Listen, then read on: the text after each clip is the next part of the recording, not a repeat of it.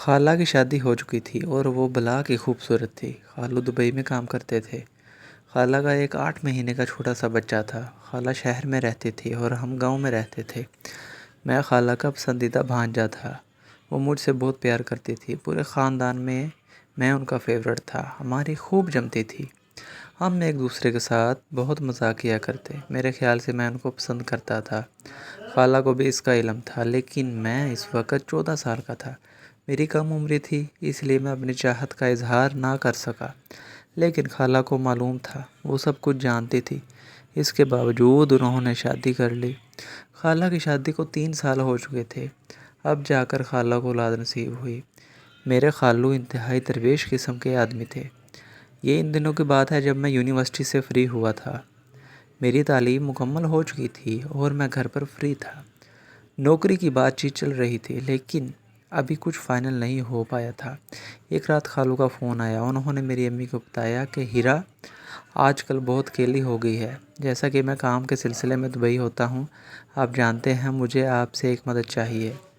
میری امی کے پوچھنے پر انہوں نے بتایا کہ ہمارے گھر پر کام کرنے والی ملازمہ نے کام چھوڑ دیا ہے اور ہیرا کو بچے کی دیکھ بھال کرنی ہوتی ہے۔ وہ گھر کا کام تو بمشکل کر لیتی ہے، لیکن باہر سے سامان وغیرہ لانے کے لیے اور دوسری ضرورت کے لیے اسے بہت پریشانی کا سامنا کرنا پڑتا ہے۔ دوسری ملازمہ کے لیے کوشش کی ہے، لیکن ابھی تک کوئی بات نہیں بنی۔ جنید کیونکہ فری ہے، اگر ہو سکے تو اسے ہیرا کے پاس بھیج دیں۔ جیسے ہی ملازمہ کا انتظام ہو جائے گا وہ واپس آ جائے گا۔ مجھے یقین ہے کہ جنید ہیرا کا بہت خیال رکھے گا۔ میری امی نے کہا کہ آپ بے فکر ہو جائیں، میں کل ہی جنید کو ہیرا کے گھر بھیج دوں گی۔ صبح امی نے مجھے بتایا کہ رات کو تمہارے خالو کا فون آیا تھا اور وہ بہت پریشان تھے۔ امی نے مجھے ساری بات بتائی اور کہا کہ آج ہی خالو کے پاس جاؤ۔ یوں ہی میں نے یہ سنا تو میرے اندر مانو کہ ایک خوشی کی لہر دوڑ پڑی۔ تو بہت دیر سے خالہ سے ملنا چاہتا تھا، لیکن یونیورسٹی میں مصروفیات ہی بہت تھی، جس کی وجہ سے میں ٹائم نہ نکال سکا، اور خالہ کی بھی نئی شادی ہوئی تھی۔ میں نے امی سے کہا آپ میرا سامان پیک کر دو، میں آج ہی چلا جاؤں گا۔ شام کو میں نے اپنا سارا سامان باندھا، اسٹیشن پر چلا گیا۔ میں نے ٹرین پکڑی اور سیدھا خالہ کے پاس چلے گیا۔ امی نے خالہ کو بتا دیا تھا کہ جنید آ رہا ہے، اس لیے خالہ نے میرا پسندیدہ کھانا بنایا۔ جب میں پہنچا تو خالہ نے آگے دروازہ کھولا تو میں ان کو دیکھ کر حیران سا ہو گیا۔ خالہ نے کالے رنگ کا سوٹ پہنا ہوا تھا جس میں خالہ قیامت لگ رہی تھی۔ وہ تو پہلے ہی بہت خوبصورت تھی، لیکن شادی کے بعد تو ان کے حسن میں مزید اضافہ ہو گیا تھا۔ خالہ نے کہا کہاں کھو گئے ہو جنید، وہ بہت حسین تھی۔ ان جیسا حسین ہمارے پورے خاندان میں کوئی نہ تھا۔ ان کے جسم کی ہر ایک چیز کمال تھی۔ میں تو خالہ کو دیکھتا ہی رہ گیا۔ خالہ نے ہنستے ہوئے کہا ارے جنید کہاں گم ہو گئے؟ میں نے کہا کچھ نہیں، میں دیکھ رہا ہوں اب تو بہت زیادہ پیاری ہو گئی ہیں۔ میں نے خالہ سے کہا مجھے گلے نہیں ملیں گی، یہ کہنا تھا کہ خالہ نے مجھے گلے لگا لیا اور کہا تم ابھی بھی نہیں بدلے، بہت شرارتی ہو۔ میں اندر کے آ گیا۔ خالہ کا بیٹا سو رہا تھا تو میں نے اسے جا کر گود میں اٹھایا اور کہا یہ بالکل آپ پر گیا ہے۔ خالہ نے کہا چلو باتیں بھی کرتے رہو گے، کھانا بھی کھاؤ گے۔ پھر میں نے کھانا کھایا۔ رات کافی ہو چکی تھی، اس لیے میں کمرے میں جا کر سو گیا۔ صبح اٹھ کر میں نے ناشتہ کیا اور خالہ میرے پاس آ کر بیٹھ گئی اور کہنے لگی جنید تم بھی سوچتے ہوگے کہ تمہاری خالہ نے تمہیں کام کے لیے یہاں بلا لیا ہے۔ میں نے کہا خالہ ایسی ویسی کوئی بات نہیں ہے، آپ کے لیے کچھ بھی۔ وہ کہنے لگی اس لیے مجھے تم سب سے زیادہ اچھے لگتے ہو۔ دوپہر کو میں اور خالہ فلم دیکھ رہے تھے کہ چھوٹو رونے لگ گیا۔ خالہ نے کہا اسے بھوک لگی ہوگی۔ میں نے چھوٹو کو خالہ کو پکڑا دیا۔ خالہ نے اسے اپنا پلایا۔ میں نے ایسا حسن اپنی زندگی میں کبھی نہیں دیکھا تھا۔ خالہ نے مجھے دیکھا، کہنے لگی تمہاری نظریں کہاں پر ہیں؟ میں نے کہا خالہ کچھ بھی نہیں، وہ تو ایسے ہی۔ خالہ نے کہا میں سب سمجھتی ہوں۔ میں نے کہا ایسی کوئی بات نہیں۔ اگلے دن خالہ نے مجھے کہا جنید مجھے بازار لے چلو۔ میں نے بائک نکالی اور خالہ کو بٹھا کر بازار لے گیا۔ خالہ نے چھوٹو کو سلا دیا تھا، لیکن پھر بھی انہیں واپسی کی بہت جلدی تھی۔ واپسی پر خالہ نے مجھے کہا تھوڑا جلدی چلاؤ۔ میں نے ایسا کیا تو اچانک خالہ کا ہاتھ میرے اس پر آ گیا۔ میں اسی وقت جوش میں آ گیا۔ خالہ کو بھی اسی وقت پتہ لگ گیا۔ خالہ نے اپنا ہاتھ اٹھا لیا اور کہنے لگی ارے جنید مجھے معاف کرنا، غلطی سے ہو گیا۔ میں نے کہا خالہ کوئی بات نہیں۔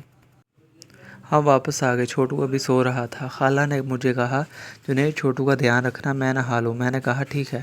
خالہ نہانے کے لیے چلی گئی، لیکن میرے اندر تو کچھ اور ہی چل رہا تھا۔ مجھ سے رہا نہیں گیا، میں باتھ روم کے پاس گیا اور چپکے سے روشن دان سے دیکھنے لگا۔ میں دیکھ کر تو مانو پاگل سا ہو گیا، مجھ سے رہا نہیں گیا، میں خود مجبور ہو چکا تھا، اس لیے میں وہاں سے چلا گیا۔ اچانک خالہ کی نظر مجھ پر پڑ گئی، میں جلدی سے باہر آ گیا۔ خالہ نے کپڑے چینج کیے اور مجھے اپنے کمرے میں بلایا اور کہنے لگی، یہ کیسی حرکت تھی؟ میں نے کہا، خالہ آپ کو پتہ تو ہے میں آپ کا دیوانہ ہوں، آپ سب کچھ جانتی ہو۔ خالہ نے کہا، دیکھو جنید، وہ سب کچھ بھول جاؤ، اب میری شادی ہو چکی ہے اور تمہارے لیے میرے دل میں کوئی جگہ نہیں۔ میں منہ بنا کر باہر آ گیا۔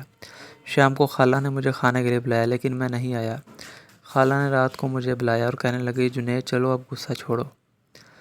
میری خالہ نے مجھے اپنے ہاتھوں سے کھانا کھلایا اور مجھے کہا کہ آج رات میرے کمرے میں ہی سو جاؤ۔ خالہ نے نائٹی پہنی ہوئی تھی اور خالہ کا حسن اس وقت اس میں سے واضح طور پر دکھائی دے رہا تھا۔ میں نے کہا، آپ اس نائٹی میں تو قیامت لگ رہی ہو۔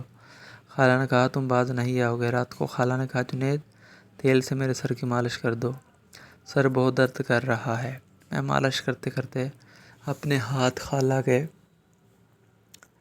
خالہ نے مجھے روکا اور ان کے منع کرنے کے باوجود میں نہیں ہٹا۔ خالہ نے مجھے کہا، میں سب جانتی ہوں جنید کہ تم کیا چاہتے ہو۔ میں نے کہا، خالہ ایسی کوئی بات نہیں، میں تو صرف آپ کو مالش کر رہا ہوں۔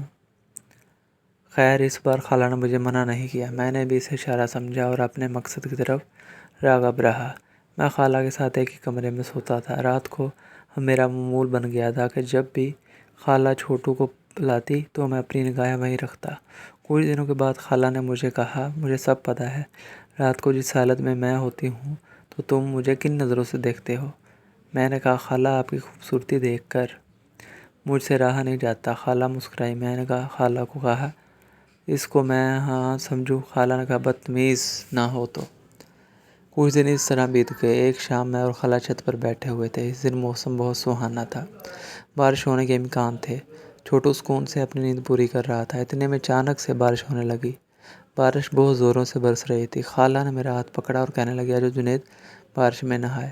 خالہ نے بہت ہی پتلے کپڑے پہن رکھے تھے، جب بارش کی بوندیں ان پر گریں تو ان کا حسن مکمل طور پر نمایاں ہو رہا تھا۔